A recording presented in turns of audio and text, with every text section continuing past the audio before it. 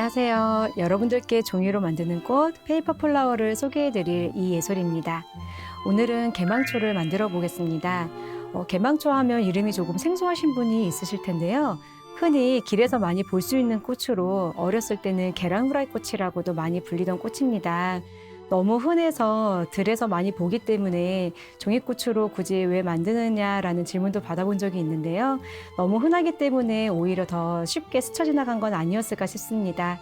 네, 오늘은 작은 개망초 꽃을 만들어 보면서 작은 들꽃에도 한번 많은 감성과 의미를 부여해 보시는 시간을 가지면 좋을 것 같습니다. 네, 강의 시작하겠습니다. 네, 재단을 시작할 텐데요. 먼저 개망초에 암술, 수술 부분이 같이 들어가는 부분입니다.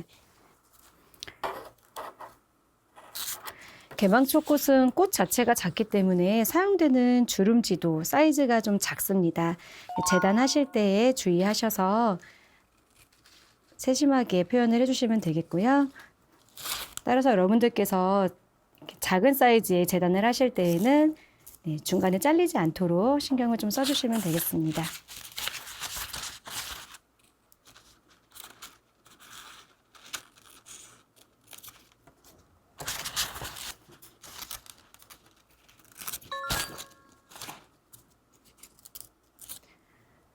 네, 꽃과 줄기가 될 부분은 재단이 먼저 끝났고요. 꽃받침이 될 부분을 재단하겠습니다. 핑킹 가위로 자른 것처럼 지그재그 형태로 작은 삼각형의 모양을 잘라주시면 되겠습니다.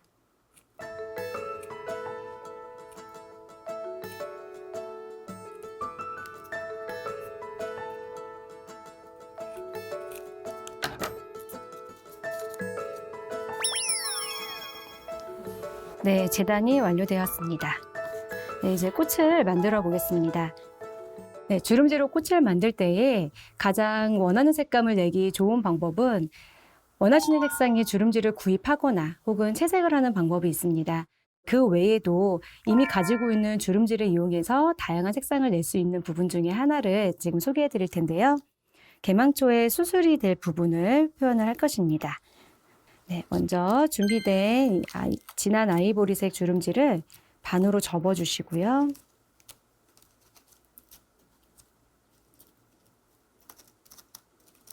접은 면을 다시 펼쳐주세요.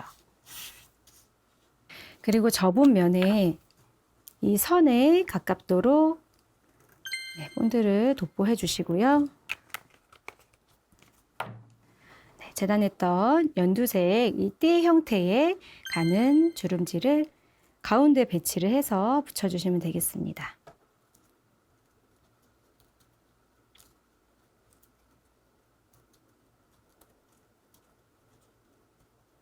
주름지가 얇은 성질을 좀 활용한 방법인데요.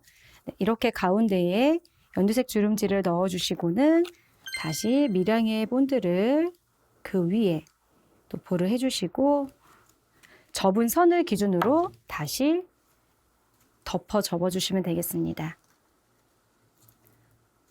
그럼 본드가 젖어 스며들어가면서 안에 있는 연두색 빛이 자연스럽게 스며들게 되는데요.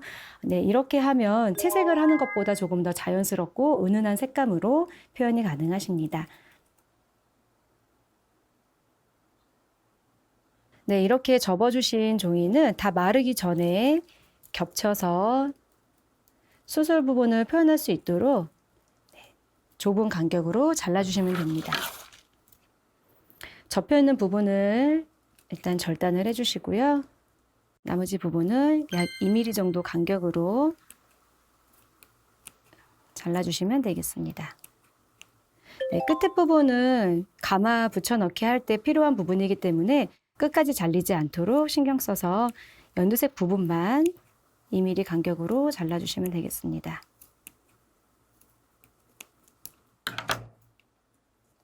잘라주신 후에는 조심스럽게 펼쳐주시면 되겠고요.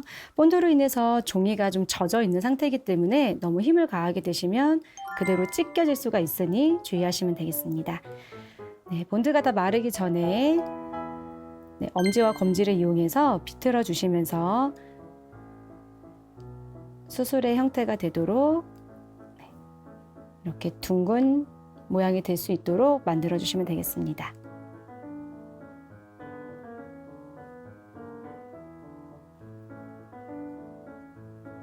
네, 이렇게 수술 부분을 준비해 주시면 되겠습니다. 네, 개망초는 이 수술 부분이 완성되고 나면 바로 먼저 감아 붙여주기를 시작할 텐데요.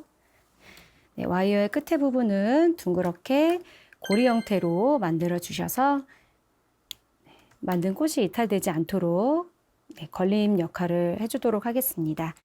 길이는 여러분들께서 원하시는 길이로 와이어를 준비해 주시면 되겠고요. 저는 약 25cm 정도 사이즈로 준비를 하도록 하겠습니다. 네, 와이어와 수술이 준비가 되면 이 하단부에 본드를 도포해 주시고요.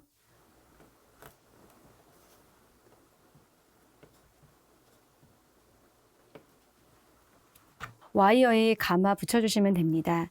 네, 이때 개망초 생화 모습을 한번 생각해 보시면 이 수술 부분이 평평하지가 않고 약간 둥근 반구의 형태입니다. 그래서 그런 부분이 표현될 수 있도록 감아주실 때는 아주 조금씩 사선으로 감아주시면서 자연스럽게 둥근 형태가 되도록 모양을 잡아주시면 되겠습니다. 다만 긴 타원형이 되는 정도로 사선을 깊이 주시면 안 되고요. 아주 조금씩 내려주시면서 자연스러운 방구가 되도록 모양을 잡아주시면 되겠습니다.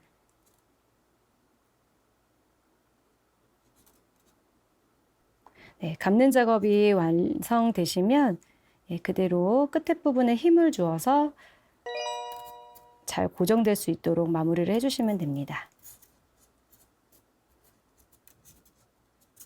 본드가 굳기 전에는 여러분들께서 만지시는 힘의 세기에 따라서 형태가 바뀝니다. 본드가 완전히 다 굳은 후에는 이 부분을 손으로 꾹꾹꾹꾹 눌러서 조금 더 자연스러운 방구 형태로 만들어 보실 수가 있겠습니다.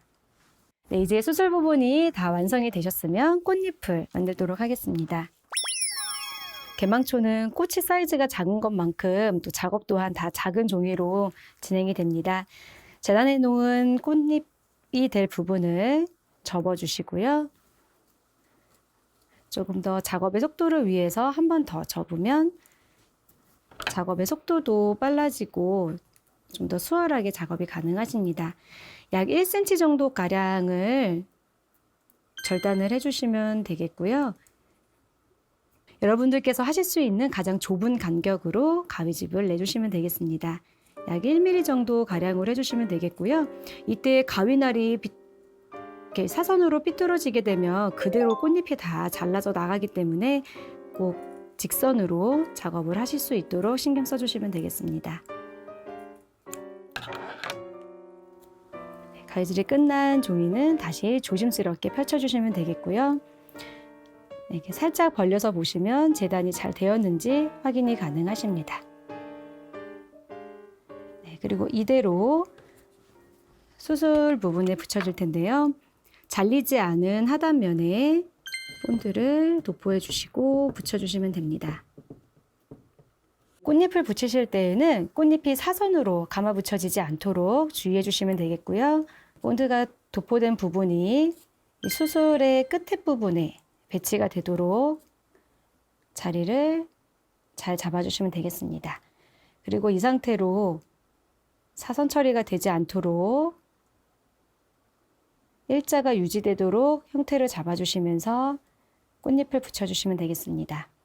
배치에 맞게 붙여졌으면 이제 아래쪽을 조금씩 살살 눌러주시면서 형태의 변형이 없이 잘 붙여지도록 매만져 주시면 되겠습니다. 네, 꽃받침 부분을 붙이도록 하겠습니다. 지그재그로 되어 있는 부분은 그대로 붙여지는 부분이기 때문에 끝까지 본드를 다 도포하셔서 밀착해 주시면 되겠습니다.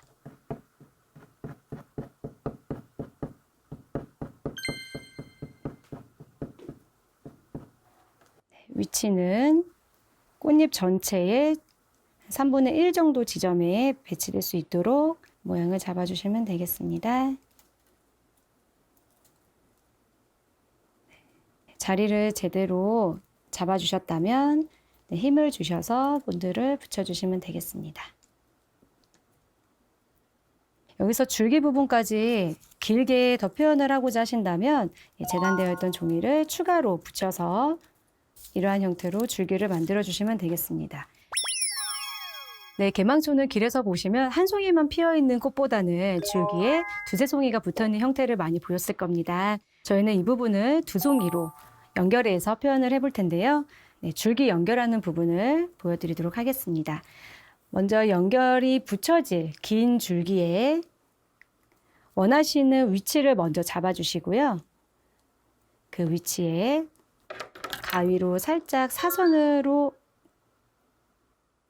이렇게 공간을 만들어 주시면 되겠습니다. 이곳은 송곳으로 연결할 줄기가 들어갈 만큼 구멍을 만들어 주시면 되는데요. 이때 뾰족한 송곳을 이용하시기 때문에 자칫하다가는 다치실 수가 있으니 주의하시면 되겠습니다. 네, 이렇게 송곳과 가위를 이용해서 연결이 될 부분이 이렇게 표시가 되었고요. 연결하고자 하시는 개망초의 끝에 부분에 본드를 묻혀주시면 되겠습니다.